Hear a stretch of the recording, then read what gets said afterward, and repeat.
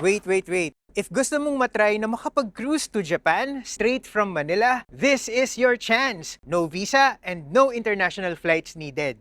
Ito ang Adora Mediterranea and for limited time only, mula December this year hanggang January 2027, magsisail ito from Manila to Okinawa, Japan.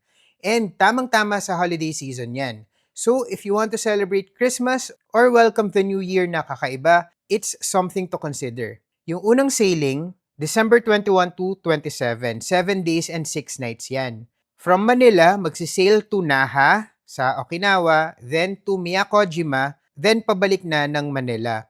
Yung second sailing naman, December 27 to January 2. Same din yung ruta niya. And yung pangatlo ay January 2 to 6. 5 days and 4 nights naman yan, mas maigse. From Manila, magsisail to Miyakojima sa Okinawa, and then pabalik na rin ng Manila. Yes, 3 sailings lang siya. After that, tapos na, aalis na siya ng Pilipinas. Chartered sailings lang kasi yung mga to. Ito yung presyuhan ng first 2 sailings. Ito naman yung para sa January 2 to 6, yung pangatlo. Yan ang pinakamura kasi siya yung pinakamaigsi.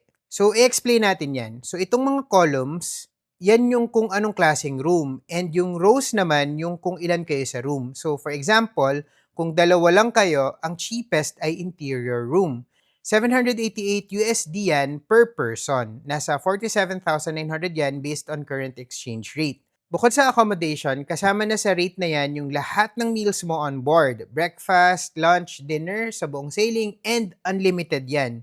Kasama rin yung live shows gabi-gabi and access to most amenities and activities.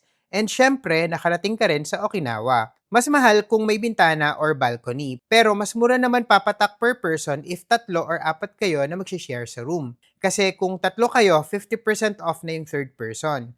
Kung may pang-4 naman kayo, free na yung fare nung 4th guest. Yun nga lang, ang balita ko, pa-sold out na raw yung mga apatan or quad sharing. To book, just contact International Journeys, isa sa mga pinaka-reputable na travel agencies dito sa atin. You can message them sa text, Viber, Facebook Messenger, or email. Makikita nyo yung details sa screen. Pero wait, yan pa lang ang cruise fare. May mga hindi pa kasama sa published rates na yan. Una, yung port charges na $150 na kailangan mong bayaran upon booking. So, pag nag-book ka, ang total na kailangan mong isettle is $938 or roughly 57,000. Tapos, may gratuities or tips na babayaran mo kapag nasa barko na. And yung Philippine Travel Tax, babayaran mo rin yon on your own. Gagawa tayo ng mas detalyadong computation, so don't forget to follow!